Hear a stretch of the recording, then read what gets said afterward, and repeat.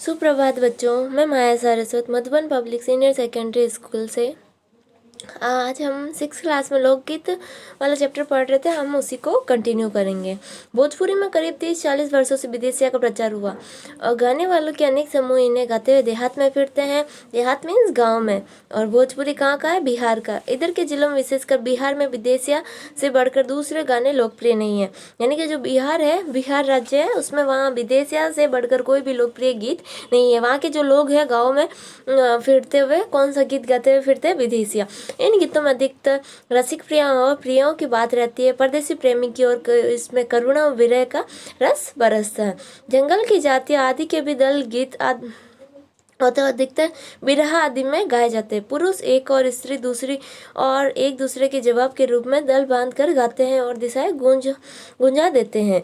पर इधर कुछ काल से इस प्रकार के दलीय गायन का हास मीन्स उसका कम होने लग गया है। एक दूसरे प्रकार के बड़े लोकप्रिय गाने आला के हैं। अधिकतर के बुंदेलखंडी में गाए जाते हैं। आरंभ तो इनका चंदेल राजाओं के राजकवि जगनीन ने माना जाता है। चंदेल राजाओं के राजकवि थे जगनीन से माना जाता है।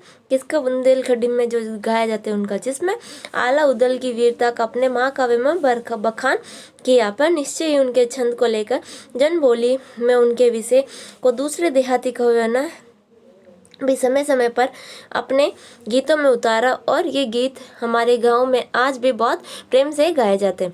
इन्हें गाने वाले गांव गांव ढोलक लिए फिरते हैं। इसी की सीमा पर इन गीतों को भी स्थान है जिन्हें नट रस्सियों पर खेल करते हुए गाते हैं। आपने भी देखा होगा, आपकी गलियों में भी कई बार आते होंगे जो रस्सी पर चलते हैं, वो नट, उनको नट बोलते हैं। उनकी जो रस्सी पर चलते हैं उनकी जाति को नट वो जो होती है उन्हें नट बोला जाता है। तो ये जो नट वाले नट जात या भाट जो भी है वो होते हैं, ये क्या करते हैं?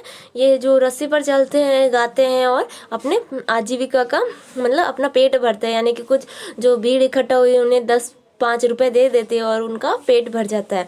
अधिकतर ये गद्य पद्यांश है और इसके अपने बोल है। अनंत संख्या अपने देश की स्त्रियों में गीतों की है और ये गीत भी लोकप्रिय ही है, पर अधिकतर इन्हें औरतें ही गाती है। इन्हें सिरजती भी अधिकतर वही है, यानी कि इनको गाने वाली औरतें होती है और उन्हीं पर ये अच्छा लगता है। वैसे मर्द रचने वाले या गाने वालों की भी कमी नहीं है, पर गीतों का संबंध विशेष स्त्रियों से है।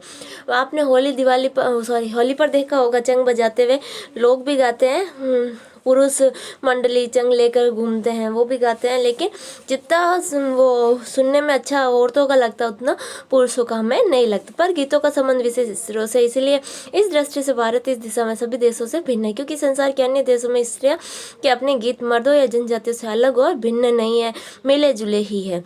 त्योहारों पर नदियों में नहाते समय के, नहा जाते के, रहा के, विवाह के और मटकोड़, जोनार के, संबंधी के, प्रेम युक्त, गाली के, जन्म आदि अवसर के अलग अलग गीत होते हैं। यानी कि विवाह के अलग गीत होते हैं, जानोटन है, गाली गीत है, और जैसे बच्चे का जन्म उत्सव है उस टाइम भी अलग गाते हैं। और पनिहारी यानी कि औरतें पानी भरने जा रही है उस टाइम पनिहारी गीत, इडोने गीत, यानी कि अपने राजस्थान की एक अलग ही लोकगीतों की विशेषताएं है जो स्त्रियां गाती है। इस अवसर पर कुछ आज से ही नहीं, बड़े प्राचीन काल से ही गाती रही। महाकवि कालिदास आदि ने अपने ग्रंथों ने अपने गीतों का हवाला दिया। यानी कि जो महाकवि कालिदास ने मेघदूत है, कुमार संभव, ऋतु संहार, जो भी बड़े बड़े महाकाव्य है, इनकी रचनाएं की, उसमें भी इन गीतों का हवाला, यानी कि उसमें उन गीतों का वर्णन किया है। सोहन, बानी, सहरा आदि अपने अनंत गीतों में से कुछ है। वैसे तो 12 मासे पुरुषों के साथ नारियां भी गाती है। 12 मासा यानी कि आपके घर में दादी या जो भी बुजुर्ग लोग हैं वो 12 मासा नहाते हैं, सुबह जल्दी उठकर नहाते हैं और एक ही टाइम खाना खाते हैं, उन्हें 12 मासा बोलते हैं। एक विशेष बात यह है कि नारियों के गाने साधारण अकेले नहीं गाए जाते, दल बांध कर गाए जाते हैं।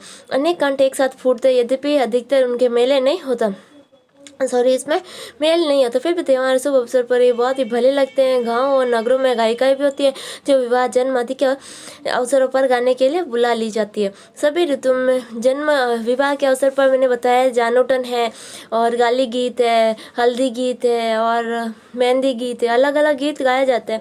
और जन्म के समय भी जच्चा बच्चा गीत गाए जाते हैं, नजरिया होता है, आदि गीत होते हैं जो इतना आप अगर राजस्थान साहित्य अगर पढ़ोगे उसमें आपको ये डिटेल में पढ़ने को मिलता है। सभी ऋतुओं में स्त्रियाँ उल्लासित होकर दल बांधकर गाती है, पर होली, बरसात और कजरी आदि तो इनकी अपनी चीज़ है, पर जो सुनते ही बनती है। पूरब की बोली में अधिकतर मैथिली, कोकिल, विद्यापति के गीत गाए जाते हैं। जो पूरब की बोली मैथिली, संथाली, ये जो भी मैथिली, कोकिल, इसमें भी जैसे अपनी राजस्थानी बोली है तो अपने गीत किस में राजस्थानी में गाए जाते हैं, वैसे ही उनकी जो बोली है गीत उसी में, जैसे बिहार की है तो उनकी जो लैंग्वेज है उसी में गाया जाएगा, अपने राजस्थान के राजस्थानी में गाया जाएगा, गुजरात के गुजराती में ही गाया जाएगा। तो यानी कि लोकगीत तो होते ही अपनी बोली में गाए जाने के लिए। पर सारे देश के कश्मीर में कन्याकुमारी, केरल और काठियावाड़, गुजरात, राजस्थान से उड़ीसा, आंध्र प्रदेश तक अपने अपने विद्यापति है। इसलिए ढोलक की मदद से गाती है। अधिकतर उनके गानों के साथ नाच का भी फुट होता है। गुजरात का एक प्रकार का दलीय गायन गरबा है, जिसे विशेष विधि से घेरे में घूम घूम कर औरतें गाती है। वैसे फेमस गुजरात का है गरबा, पर ये सभी जगह अपने राजस्थान में, चाहे महाराष्ट्र देख लो, चाहे राजस्थान देख लो, हर जगह देख लो, जब नवरात्रि शुरू होते, चैत्र नवरात्रि नहीं, नवरात्रि भी अपने 2 होते हैं यहाँ, चैत्र नवरात्रि नहीं, आश्विन नवरात्रि जब आते हैं 9 दिन अपने यहाँ गरबा है, बड़ी ही धूमधाम से मनाया जाता है। 9 दिनों तक डांडिया खेला जाता है और ये लोक गायन होता है, बहुत विशेष प्रोग्राम होते हैं बड़े बड़े। तो ये जो है कहाँ का फेमस है, गुजरात का। साथ ही लड़कियां भी बजाती जाती है और जो बाजे का काम करती है, इसे नाच गान साथ साथ चलते हैं। वस्तुतः ये नाच ही है, यानी कि हाथों में डंडे लेकर वो खेलते हैं और गायन होता है और कुछ हाथों से खेला जाता है। सभी जगह अलग अलग इसका विधि विधान होता है। सभी प्रांतों में ये लोकप्रिय हो चला है। इसी प्रकार होली के अवसर पर ब्रज में रसिया चलता है। अब ब्रज में रसिया ये श्री कृष्ण को समर्पित है, जिसे दल लोग गाते हैं स्त्रियाँ विशेष तौर पर। और कहीं पर फूलडोल महोत्सव होता है, कहीं रसिक होली होती है, कहीं कुछ होता है। यानी कि अपने भारत देश की ही ये विशेषता है कि हर त्यौहार, हर उत्सव, हाँ, छोटा से छोटा, हर जगह, हर गली में अलग अलग तरीके से इनको मनाया जाता है, अलग अलग गीतों से इनको सजाया जाता है। गाँव के गीतों के वास्तव में अनंत प्रकार है।